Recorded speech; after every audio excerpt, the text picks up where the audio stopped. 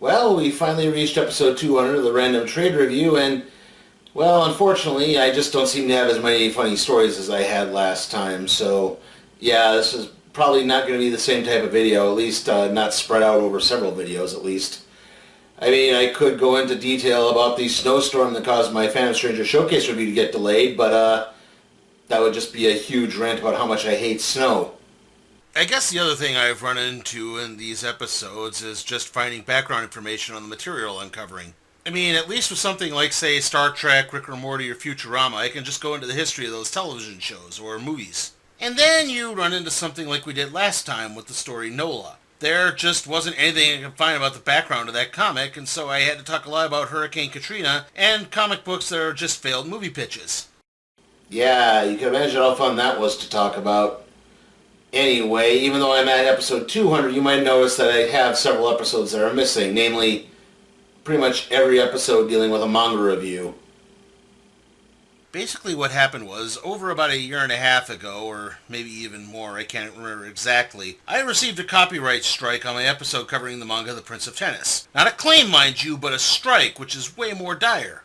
I took the episode down and intended to re-upload a modified version that was basically just the voiceover with a picture of a tennis court. Unfortunately, I lost that file in a hard drive failure. Added to that, the fact that Japanese publishers have recently been circumnavigating YouTube's copyright system and just filing direct claims to court. See the videos from Ellis, Mark, and Suede for further information on that. And the writing was on the walls, so I took down all of my manga reviews, with the lone exception being the Sabrina the Teenage Witch manga because, well, that's technically not an actual manga, but a manga-influenced American comic.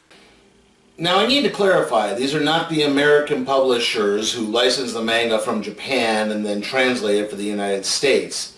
More often than not, they're actually okay with that. So I'm not talking about, say, Viz or Dark Horse or Kodansha here. I'm talking about the original Japanese publishers that are doing this. And I'm not the only one. Uncanny Omar from Near Mint Condition has talked about this in his videos as well, where he's even had the American publishers argue on his behalf because they're using him to promote the material, but the Japanese companies just won't let him. So basically what I'm getting at is hashtag geo-blocking for all. What's especially irksome about all of this is the fact that when I got back into comics at around 2002, manga was just starting to take off in popularity, which naturally led to a bunch of bigoted idiots saying that only American comics were real comics.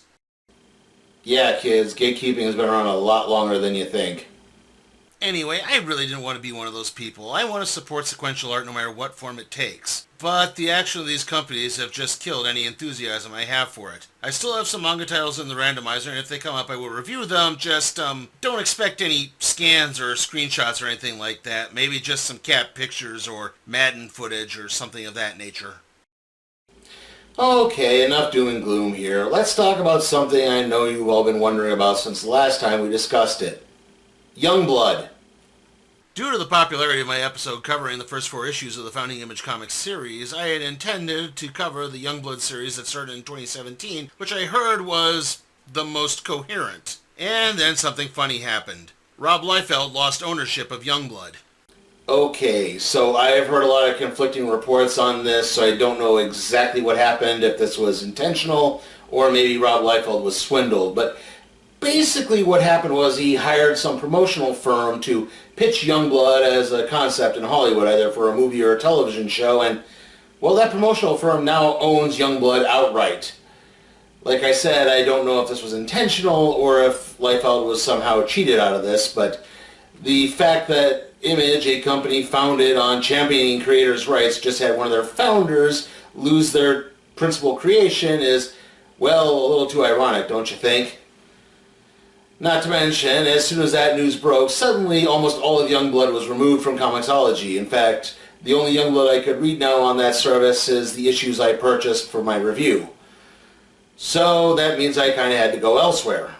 Obviously, that meant that I would have to track down a physical copy of the trade. However, that led to a problem of its own, as all I could turn up were copies of the second volume of the 2017 Youngblood series. Now there isn't necessarily anything wrong with that, but it would just be a lot easier to start Volume 1, wouldn't it?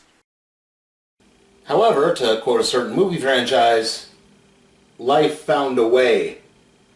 So yes, basically what happened was I was able to hit up the dollar bin at my local comic shop, and well, I then had to special order a missing issue from Midtown Comics. But yes, I now own the first 7 issues of the 2017 volume of Youngblood. So should be able to cover this now in the future is what I'm getting at. Speaking of my local comic shop, I've actually been able to visit on a weekly basis this past year and even managed to cobble together something of a pull list, mainly just a lot of miniseries with only one ongoing title. So let's take a look at some of the things I've been reading recently.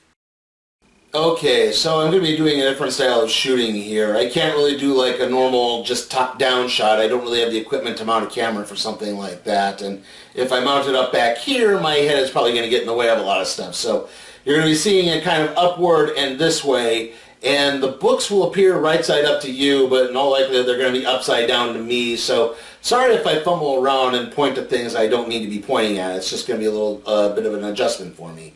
So again, sorry in advance there. Okay, I hope you can see everything all right here. Everything's different to me right now, so again, apologies if I fumble around a bit. But all right, this is the only ongoing series I'm getting right now, and it's Batgirls by DC. Basically, the premise of this is you have Batgirl Stephanie Brown, you have Batgirl Cassandra Cain, and then Barbara Gordon has resumed being Oracle. She's not paralyzed anymore. She's still able-bodied, so they've maintained the New 52 continuity with her, but after that, she will occasionally don Batgirl suit when needed, but for the most part, she's still Oracle and working as a master hacker. And after the events of a story called Fear State, they lost their normal headquarters, which was called the Clock Tower, and they've moved into, I believe it's Gotham Heights. It's an inner city neighborhood, and wacky shenanigans have ensued. This book is really fun. There's some really good artwork in this, great character interactions, and some nice, very humorous, funny little bits that are really enjoyable. If you're not getting Batgirls, you really, really should. I know DC isn't exactly in the greatest place right now, but this is something you should be supporting. Okay, so I know I'm really in the minority on this one, but I am actually really digging XMen Red. I think it gives, I like when the X-Men books give a real different point of view. In this case, it's a different point of view, especially with Storm, who's starting to take a bit more of a militant edge. To cut a very, very long story short, because of course it's the X-Men, the mutants have recently set up the island nation of Krakoa on the mutant island of the same name.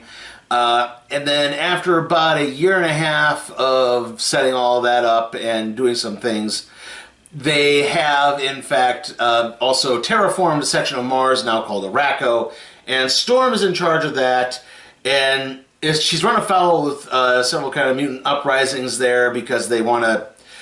There's also some native Aracoans who are, just trying to bake by, and there's mutants who are taking advantage of them. Added to all of that, they're trying to isolate themselves a little bit, basically, and. Not only that, but there's also SWORD, which is S.H.I.E.L.D.'s sort of alien enforcement division. They're also kind of breathing it down. And Storm is now basically joined with Magneto to found a new Brotherhood of Mutants. And that is, it's just starting to pan out. And as you can see right here, the most recent issue is a tie-in to the Marvel summer event, which is Avengers X-Men Eternals Judgment Day, and I'll get into some of the reasoning with that with the next series. Okay, so that obviously dealing with X-Men Red, we're into Immortal XMen here, and again with the whole Krakoa thing is that some of the mutants, namely Mr. Sinister and Apocalypse, have discovered a secret to instant resurrection. Basically, you can be killed and then within 24 hours or so reborn on Krakoa. If you are a mutant, obviously. If you're not a mutant, you're SOL. Anyway, yeah, so that's where this is kind of cracking into the whole event comic for this year, which the AEXE Judgment Day, because the Eternals are now upset that the X-Men have achieved some form of, for lack of a better term, immortality, and it's like, hey, that's kind of our shtick, and meanwhile, the Avengers are like, hey, why can't we have the immortality too? Why do mutants get to be so special? And this is basically following a lot of the people who are behind that. Mr. Sinister, Mystique, Apocalypse has occasionally been a part of it. I'm trying to think. Exodus, who is a biblical mutant, not Rachel Summers, Hope Summers. Yeah, she's also kind of involved in a lot of this. Also, they're doing these yearly stories called the Hellfire Gala, which is kind of a mutant debutante ball of sorts in a way, slash fashion show where, you know, they've invited people from all around the world to, you know, participate and, you know, partake in the wonders of Krakoa, and then, you know, something happens that triggers off the next big storyline. So yeah, Immortal XMen for the most part is pretty good. I actually am not, outside of a miniseries called Knights of X, I'm not really reading any other mainline X-Men books at the time, but yeah, so this one's pretty good. I do kind of recommend it as well. It's just that it's kind of fun. Okay, so there are 2 Captain America books going on right now. I believe they're both ongoing. The first one is Sentinel of Liberty, which follows the adventures of Steve Rogers. The second is Symbol of Truth, which follows Sam Wilson as Captain America and Joaquin Torres as the Falcon.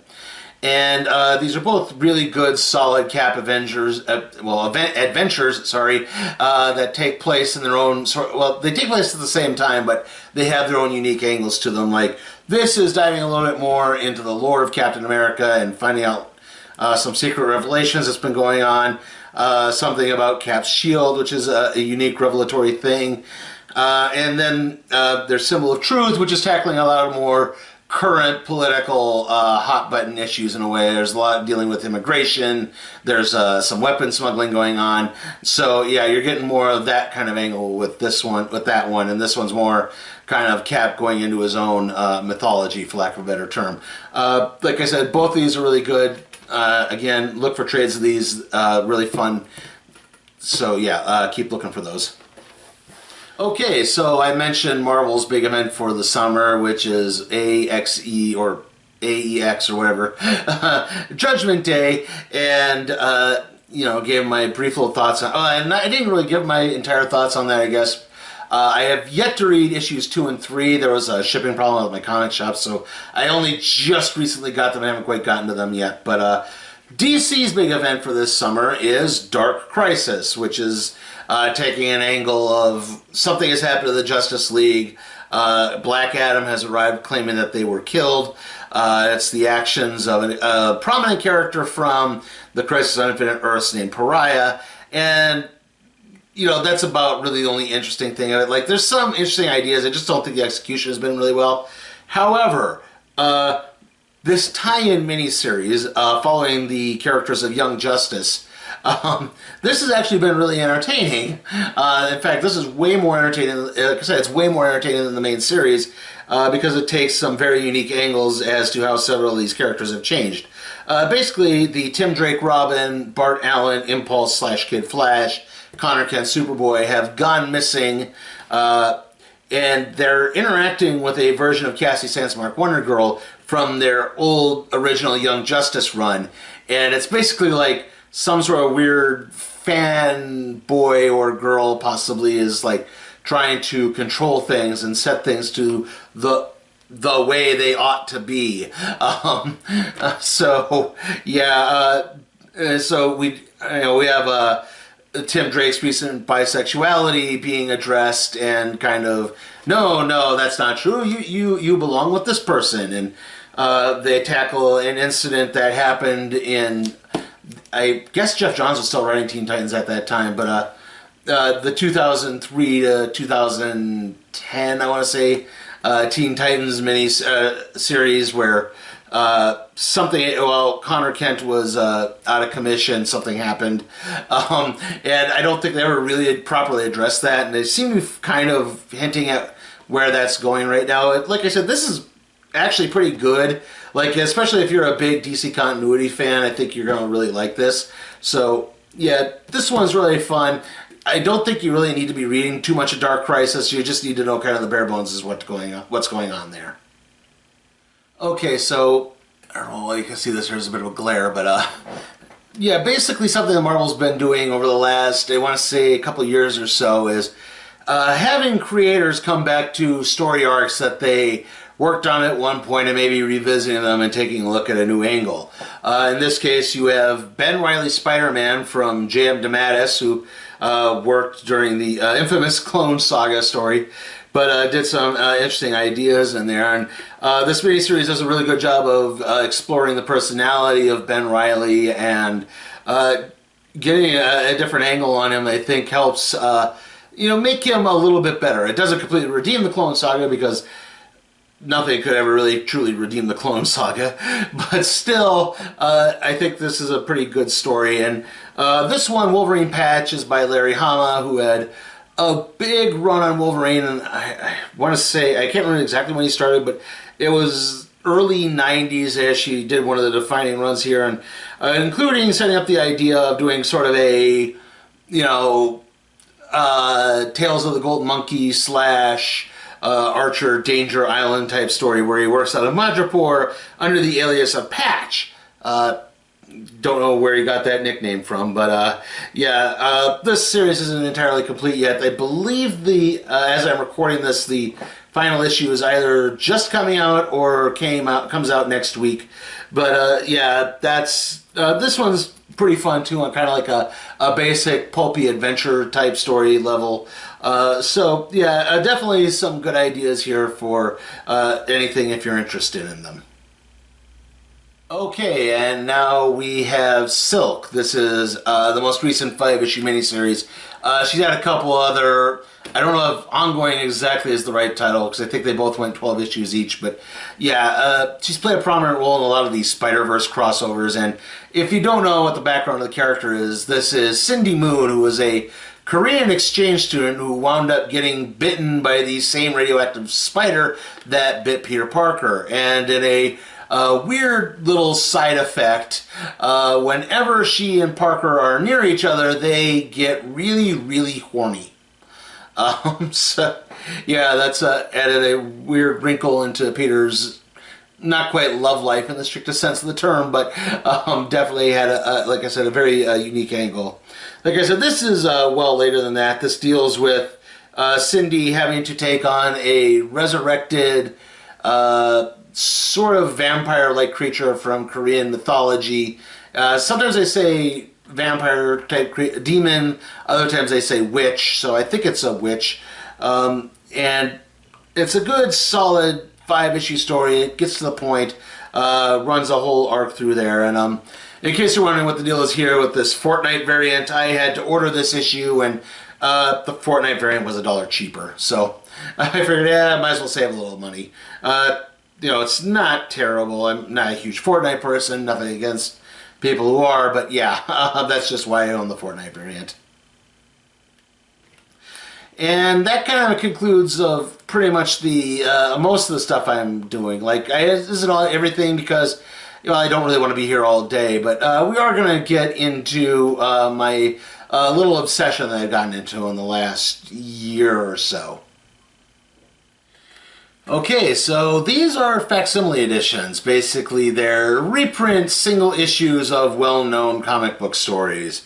Right off the bat on the top here, we have the first issue of Sandman by Neil Gaiman, and we have the infamous Death in the Family story where Jason Todd was killed via 1-900 number. Kind of relevant in a way, given episode 200. But basically these kind of fall into like two different categories. I have more than what I have right here, but I just wanted to kind of give a basic overview. You have what are basically remastered stories, and then you have remakes. At least that's what I kind of call them. Basically with the remastered stories, that's these ones, these Image Dollar Comics, and the Marvel True Believers, they just reprint the stories, and the ads in there are still from modern day stuff, especially if, say, this Marvel True Believers here with Carnage, because they're tying into the Absolute Carnage storyline, or King in Black or something. That's one of their big events, and sometimes it's just, hey, this was a big story that everyone remembers, like Batman Death in the Family, or in the case of Image, it's like, hey, these are some of our biggest series, so let's just put out a remake of the first issue. And then there's I forget what I categorize these as. And then these ones, I'd say, I guess, are more remakes or I should have maybe clarified. Let's see, I think I wanted to say these are remakes and these are remasters, because if you were to look inside one of them, you would find, let's just open this up here. It's sort of like back in the day, if you had an old VCR or something, you would put a tape in of an old movie, and an old movie you taped off a TV, and then all you do is sit around and just watch the commercials. So yeah, you get a lot of the old comic book ads, wrist radios, sea monkeys, X-ray specs, selling subscriptions to Grit and the like. So they're a little bit more fun than just kind of here's the story, but we're just gonna add some stuff in to promote everything. Now, I will also admit that, like I said, I have more than just these. I just kind of wanted to give a little taste of them. But yeah, I just wanted to give sort of a good idea as to what was all inside and what was with all of them there. And like I said, there's one issue that used to be amongst these, but since I got other issues, actually two others. The first is Harley Quinn. I think it's from 2017. It's the issue where it's the series where she moves to New York and becomes a roller derby girl. And then, because I have some of the issues after that to complete that story arc. And then I have Wicked and the Vine, which you probably saw during my little narrator point there. I have the dollar issue with that, and then I have a bunch of the issues there to almost cover the first two story arcs there. So, yeah, this pretty much concludes what I'm talking about here. So, I kind of already gave my reasons for why I'm not going over everything, just to try to keep time down. So, let's talk a little bit about the upcoming episode 200. I had originally planned on doing a different massive storyline, Avengers Operation Galactic Storm, due to the fact that that's on my not eligible to be requested list. But then I remembered that I purchased both Thanos Quest and Infinity Gauntlet during a Comixology sale and was able to find that the Infinity Gauntlet Aftermath trade was also available, and I hit on the idea of covering the whole storyline, including the tie-ins. Suffice to say, it's been a little grueling, to say the least, as I've had to go through so many comics so quickly. Even giving myself the 2 extra days seems to have been pushing it, because I am pretty much right on the verge of having to use those 2 extra days to get everything done right. I had hoped to maybe get it done and it'll take a couple days off, but yeah, that's not happening right off the bat. Like I said, it's been grueling. Apologies for the sweat, by the way. It's just I have to turn the fans off in here, and there's no air circulation now, so it's really stuffy. Anyway, how did it all turn out? Well, let's tune into episode 200 for when I cover the Infinity Gauntlet Saga. See you all then.